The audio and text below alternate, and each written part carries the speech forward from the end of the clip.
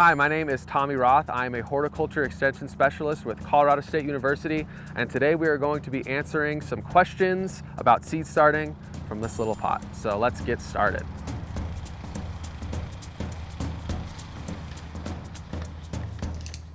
What plants are easiest for beginner gardeners to try? What plants should they leave to the pros? The growing conditions here, not ideal, right? It's really, really dry. Our soil is so bad, but that shouldn't discourage anybody because there are lots of things that you can grow. I would say if someone wants to start out, pick a tomato or a pepper. And if you're gonna pick a tomato, make sure to pick a cherry tomato. Cherry tomatoes do a lot better than large tomatoes in Colorado. The large tomatoes, they dry out, but a cherry tomato that doesn't happen with. Plants that should be left to the pros, I will say the big one, I always get people wanting to do this, and it's just really, really hard, is broccoli.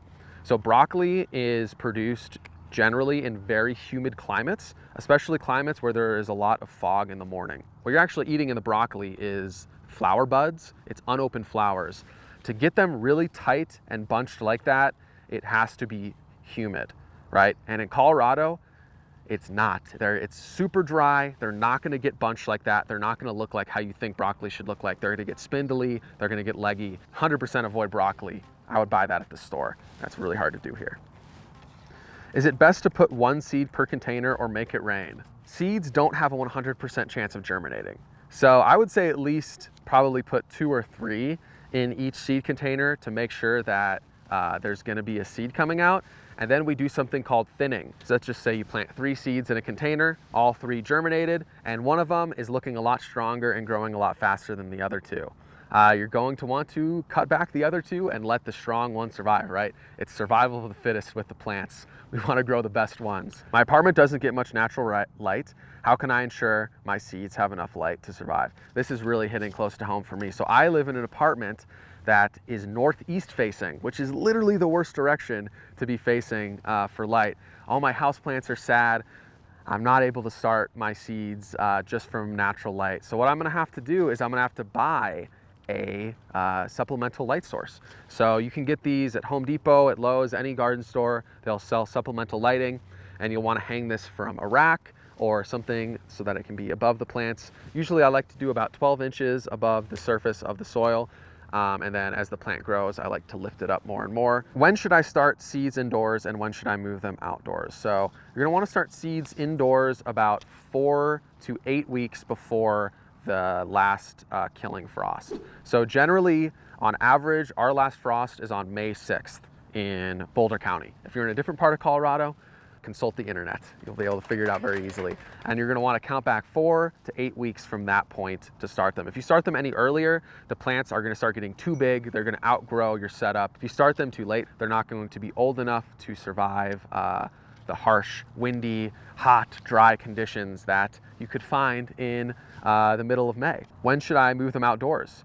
Right after that last killing frost. Now I will say, if you move them outside on May 7th, that May 6th number is an average.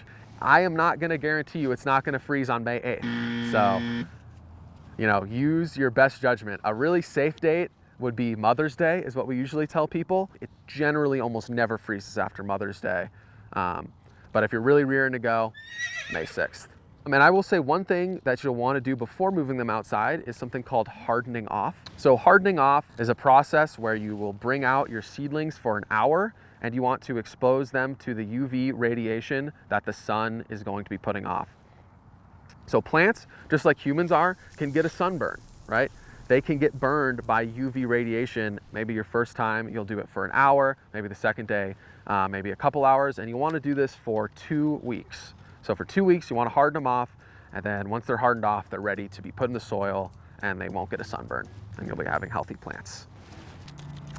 How should I water seedlings? You're gonna wanna use the watering device that diffuses the water. So you don't wanna be pouring a really fast and hard stream on your seedlings, because would you feed a baby by putting them under a sink faucet, right? Probably not. That would really traumatize the baby, and it's kind of the same thing with a plant seedling. Which plants are better sown directly in my garden? So I would say in Colorado, we have a very short growing season here. It's 4 to 5 months, depending on the weather. And because of that, if you want to grow something that takes more than 4 to 5 months to fruit, it's probably going to be a good idea to start that indoors. Things that are better directly sown are usually things that are vegetables. So things that you eat the leaves of, essentially. So herbs, kale, lettuce, things like that, they don't generally like to be transplanted. So oftentimes it's better to just directly sow those into the soil. What else should I be doing this time of year to prepare my garden for the growing season? Man, that's a great question. I would say this time of year, it's a good time to start amending the soil. Our soils here are very salty and they're very rich in most nutrients except for nitrogen. So nitrogen is a fast moving nutrient. It needs to be reapplied every single year.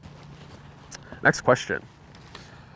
What separates professional growers from household gardeners when it comes to germination? It's a great question.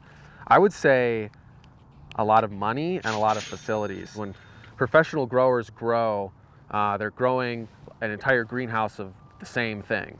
So they can really make the conditions in that specific greenhouse completely perfect for what that plant is. What's your top piece of advice you have for anyone starting seeds? I would say don't get sad if you fail. So I've failed so many times starting seeds. Oftentimes, if this is your first time starting a seed, you might not get it right on the first swing, and that's totally fine. This is something that you learn over years, and you can ask people who are experienced gardeners. They've been doing this for decades and decades. And then I would say, to give yourself a better chance of succeeding, look at CSU Extension's free fact sheets online. We have tons of resources. You can make sure you're doing the best practices and have the lowest chance of failure.